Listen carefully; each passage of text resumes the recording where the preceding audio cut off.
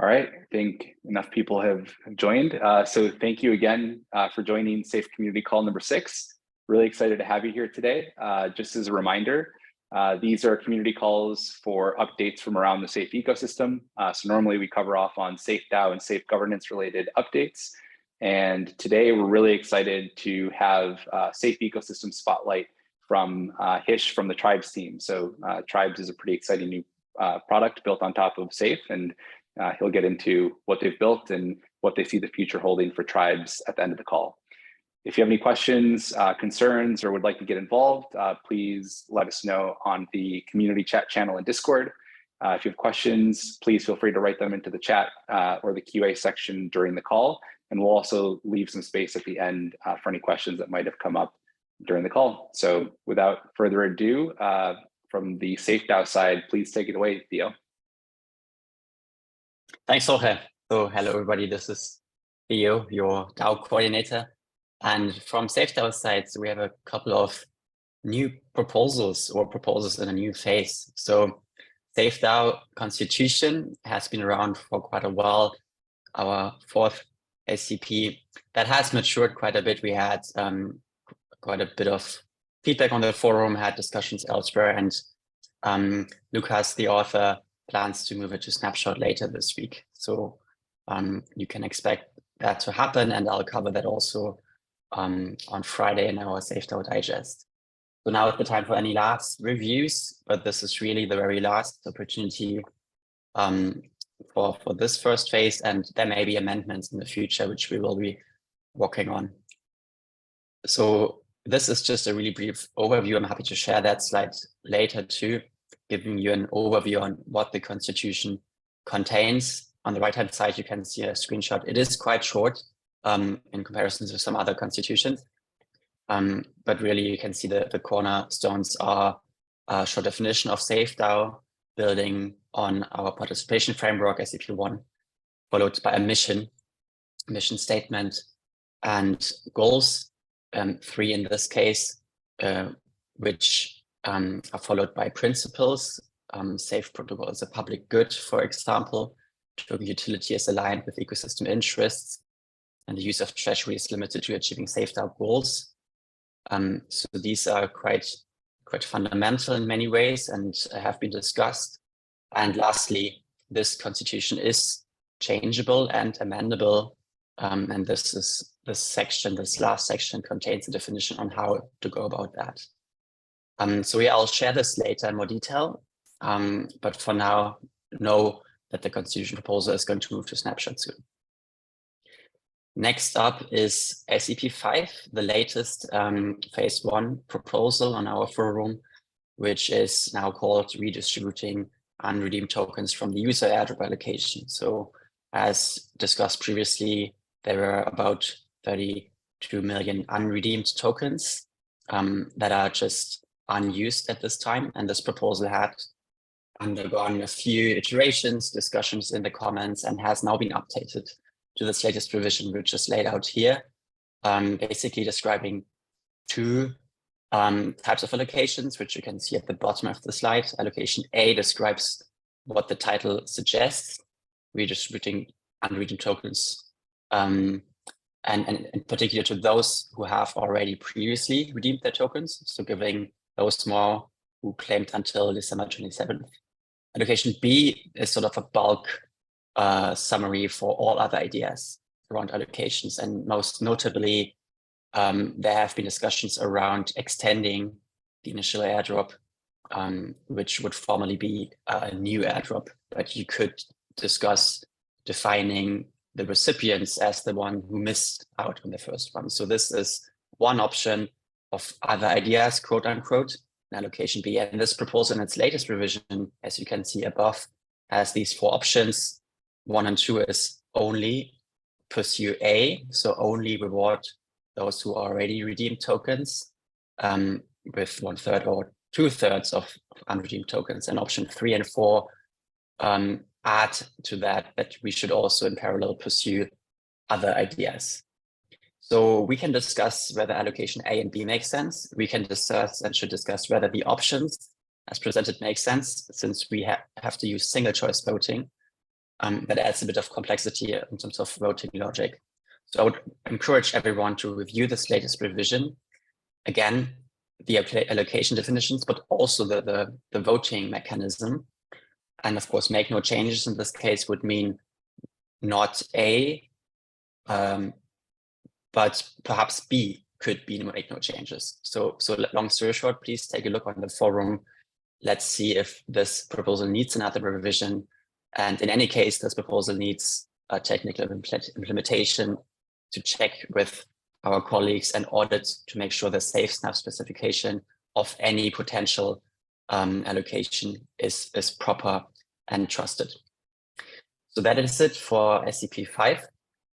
And last but not least, in terms of proposals, we have a new phase 0 proposal, which is the very first public proposal on the forum around token utility for SAFE. So as you may remember in SCP-3, we laid out a few milestones which should happen before we vote on enabling transferability again. And among these milestones is the definition to ratify a proposal around token utility. Now this proposal takes one shot at that. You can read about it in the forum in much detail with a few comments on the forum already and more to follow. And I hear there are also other ideas around models which we can probably expect to be published on the forum. In any case, I think token utility, token design more broadly, such a complex challenge, perhaps one of the most demanding proposal types for SafeDAO. And this will surely take a bit of time to get right. And in this case, I also expect there to be several proposals happening, evolving at the same time. So please review this particular proposal, make up your own mind, and stay tuned for more on that. And so this is it in terms of new proposals. There is one more piece of information on the more operations side. So you know the slide, how to follow up, how to stay up to date with SafeDAO, and it still stands with subscribing to Twitter and the discourse email summaries. But there is a new format, which are these SafeDAO digests, which are basically forum threads that I publish every Friday currently, and providing you with a summary of what has been happening throughout the week. I hope this is helpful for you to have like a digestible read of what's been happening. Please let me know if this is a useful format to you. It could be sent out as a newsletter too. It could be prioritizing different contents. So please reach out if you have a preference there. And we also now have a profile on Boardroom, which you can see linked at the bottom. Right, so that is it from SafeDAO's side, and I will stop my screen share here and hand over to Tribes. Awesome. Thank you. Switch here. All right. Sorry. Can you folks see the slideshow? We can. Yep. Cool. So first of all, thank you for the opportunity. I'm Hish. I'm the founder, CEO at Tribes. So let me just jump right into it. So what is Tribes? So really what Tribes is I'll distill it to say it's a Web3 messenger. And now most people would ask like, oh, why are we building yet another messenger? So the idea, what we thought about is, what would a messenger look like, or what would the messenger, how would you reimagine a messenger for a Web3 space, right? Using crypto primitives. That enables a lot of use cases, right? So for example, some thoughts are like co-owning things, crowdfunding, being able to co-buy stuff. Just because your identity is your wallet, it just opens up a lot of other use cases that you can't do with like a WhatsApp or a Telegram, where your identity and your wallet or your bank account are two separate entities and you have to link them both. In Tribes, when you log in with your Web3 credentials, like your Ethereum wallet, right? You immediately have access to your assets and able to transact with them. Another reason is today, like wallets, I can send you millions of dollars, but I just can't say hi to your address or be able to negotiate with you with anything. For example, let's think of a swap use case. If let's say I wanted to buy an NFT from somebody, I can make offers on OpenSea or some other marketplace.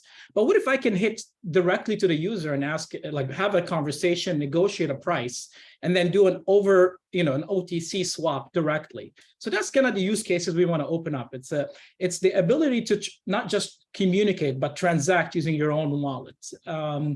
So let me go.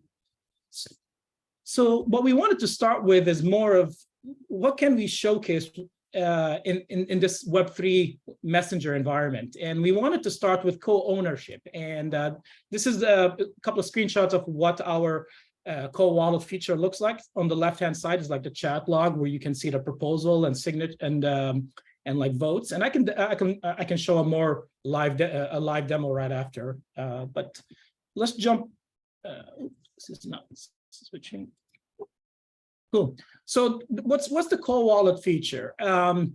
So we wanted the ability to allow a group of folks to organize either a DAO, or think of it like investment club, or just friends who are able to, start a group chat and at the same time be able to attach a wallet and jump into crypto and help each other. Because as we all know, crypto is really scary for new folks. And why do it solo? Just all you need is one person who's able to essentially like guide the group, and then you can just go out and buy NFTs together or be able to like get exposure to different assets, not necessarily just NFTs. Then the next thing we decided that we were trying to figure out, like how do we build like a multi-sig wallet? And after like extensive research, we're looking at, it was very apparent that Safe is the best in class. It's been around for a long time. It's battle tested. It holds billions of dollars. So it's safe to say, like, there's, it would be crazy not to go with Safe. And also if the SDK, the APIs were just so mature, and it was such an easy plugin into our product. And also, so that's kind of how we got here with the co-wallet. It's Safe was awesome, and then we wanted to also be able to kind of like make co-ownership less friction, give it less friction. For example, today, if you wanted to buy something together or execute any transaction using your Safe, you would have to visit maybe like 2 or 3 products to chat, to discuss it. You either on Discord or Telegram or Discourse. To vote on it, you have to go to the Safe website and start voting. All of those are great tools, but there's a disconnect. Is there a place where we can integrate all of those pieces in one kind of like cohesive interface? And that's why we built this feature. So let me jump straight to the demo, and hopefully it doesn't break on me, but I also have backup videos as well. So it's cool. Let's get started. So I'm going to walk through 4 different phases: creating a Safe wallet straight from Tribes, proposing a transaction, voting, and being able to communicate. So those are the 4 different phases. So let's just start. So on the left-hand side is my is a simulator, and the right-hand side is like my live phone. So I can show you push notifications come through. So left-hand side, if you wanted to create a wallet, it's literally chatting. It's basically starting a chat with somebody. Like, well, this is myself. You can hit it and then start a chat. Once you start a chat, I already have this chat here. You will see this interface. It's a basic chat that everybody is everybody's familiar with. But what we add is this button on top right corner. It's a wallet button. You hit it, and now you're presented with this interface. And from here, you can learn how to create a wallet, or if you want to jump right into it, activate. And then I have already wallets here, but let's just say this is the interface you would usually see. So this is like dead simple, right? It's the first part is you have 2 people, because I'm just one-on-one with Hish Boy, and what do you want? What's the recommended approval required? You want 1 or you want 2 out of 2? We usually don't recommend 2 out of 2 because if one of you loses the key, both of you are locked up. And then you can pick networks. Today we only support Ethereum with Polygon, but it's really easy to add other support to other EVMs. But anyway, once you hit, you can preview the transaction and go ahead and create it. So I'm not going to create a safe wallet, but ultimately it would create the wallet for you. And then let me show you let me show you something here with wallet. Here you go. And how would that look? It would look. I'm going to a user here. I'm going to this. You can attach. So one thing I forgot to mention is you can attach as many wallets as you want to a single chat. So for example, here, if you tap here, you can see like I have a few wallets in Ethereum and Polygon. This is all during testing, but ultimately, as you can see here, here's all the assets that are currently on this wallet, and then you can see the activity. This is kind of it's very parallel to how the interface works on the Safe website. There's a queue, and you can see queue of all the proposals that need to be executed, and these are the list of all the transactions that have been completed. Under the you notice here under the completed section. But let's go ahead and propose a new transaction to the group. So if I hit send, let's just send it to Andrew, and we're gonna send them, let's say some USDC, 69 cents of USDC preview. So what's happening here is this is not gonna execute a transaction. This is exactly like proposing a new transaction, proposing a safe transaction. So I'm gonna confirm, log, this would be biometrics if it was on the phone.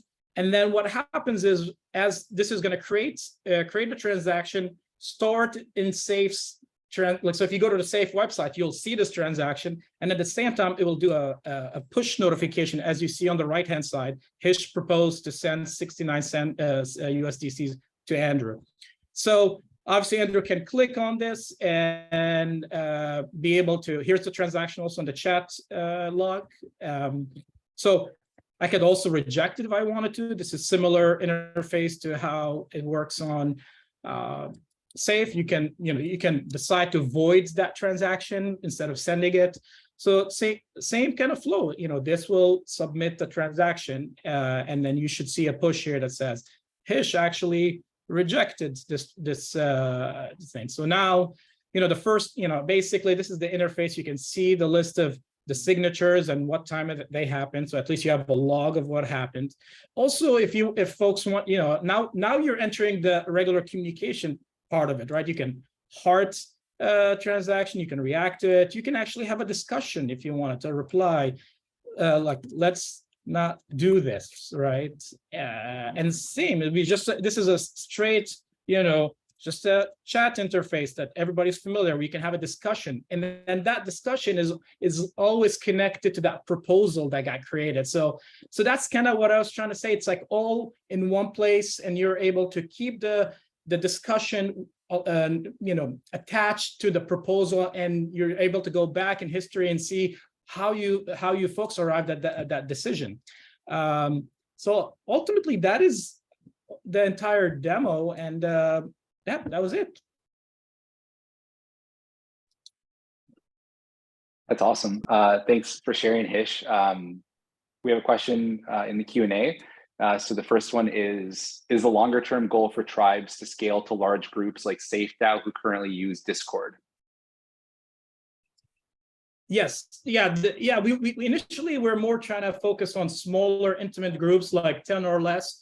But yeah, the goal is, as we grow, the goal is like tackle big DAOs, hopefully to unlimited size. But at this point, the team is more focused, how can we get smaller investment groups, possibly maybe like even some DAOs, not everybody has access to signing on the multi-sig.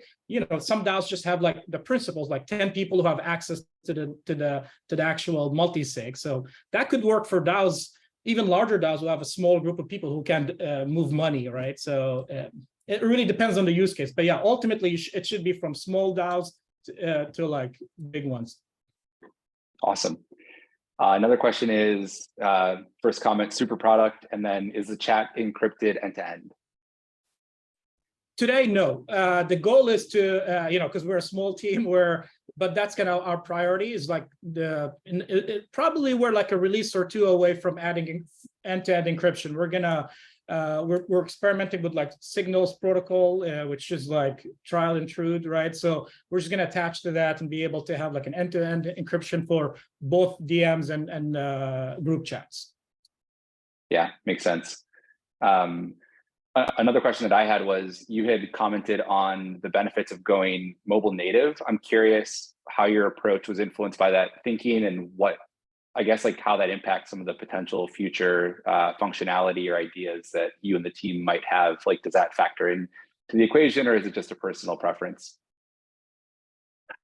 Well, I'm in the belief that social is mobile first, right? So if you want fast, quick, real-time response from folks, mobile is the place to be. Otherwise, let's say you're about to buy this NFT or you're about to make a bid and people are not able, they have to run to a desktop to like approve. That's a little like not a great experience, right? So that's why we believe in mobile first. And I definitely, I really wish that more crypto startups just start with mobile. I think that's the future where you start seeing it like with Polygon adding the DApp browser, the DApp store, and Solana going it with the Saga phone. So I'm excited about all those pushes towards mobile. I think crypto is a very social industry and needs to be mobile first. Yeah, agreed. Those are great points. Another question came in. Do you have any plans for bridging between crypto and TradFi? Yeah, we thought about it. It's a little, it's a little difficult. It's a whole different. What we want to do is actually focus on crypto, get the crypto savvy folks to understand this feature, understand how to use it. This is like, has never been done before, where you're able to have at least on mobile, right? It's like to be able to like coordinate money together and be able to immediately spend without every user linking their account and their bank accounts and stuff. So we want to really like double down on that, make sure there's a use case, make sure we find product market fit. But yeah, after that, why not get into TradeFi? It's definitely something we want to do, but I would say it's probably far in the future. We're talking probably a year or two away. Makes sense. Cool. Those were the questions that I saw come in through the Q&A. Maybe we give folks another minute. If you have any other questions, either for Hish or Theo, feel free to drop them in. But yeah, otherwise, wait, another one came up. So following up on the messaging tech stack, which protocols are you exploring for end-to-end encryption, if any? So for example, XMTP, which is currently used by Lens Protocol, PushChat, which is formerly EPNS, and then matrix.org. Any thoughts there? Yeah, it's a great question. Like a lot of these protocols are just fantastic. Like we've been keeping an eye on them and just like trying to learn. For right now, we have our own in-house protocol that we built, and we're debating should we be a protocol /product company, or just maybe just integrate all of them. XMTP, even Wallet Connect Chat is fantastic, or also integrate some other, like push protocol. But all of that is just, the way I look at it, those are important and for the ecosystem, and most probably we'll end up integrating with one of them first and then slowly all of them. But the idea is like, what we want to, like what Tribes wants to focus on is like building use cases for the user. How do you like the features I just mentioned, swapping with each other, co-owning, co-buying. A lot of those things I don't think those are at the protocol level. They're more at the product layer. And I feel like if we adopt any protocol today, it might slow us down because now we have to adhere to the protocol at the same time as like we're pushing these new use cases. So that's the that's the thing that's preventing us from going, integrating a lot of those protocols. But the goal is, as they mature, yeah, for sure, why not? I mean, I would love to have make Tribes a universal messenger. It doesn't matter what, you just log in with your your Ethereum account or your Solana account, and you're able to chat with any protocol and be able to interact. But but again, all of that is requires time. Sure. Yeah, absolutely. Another one, you're kind of mentioning, strategy in that answer. This one's related to that. How does Tribes earn money? Yeah, it's a very good question. So look at how wallets make money today, right? Most wallets today, for me, I love two wallets, Coinbase wallets and Phantom. Those are just really superb wallets.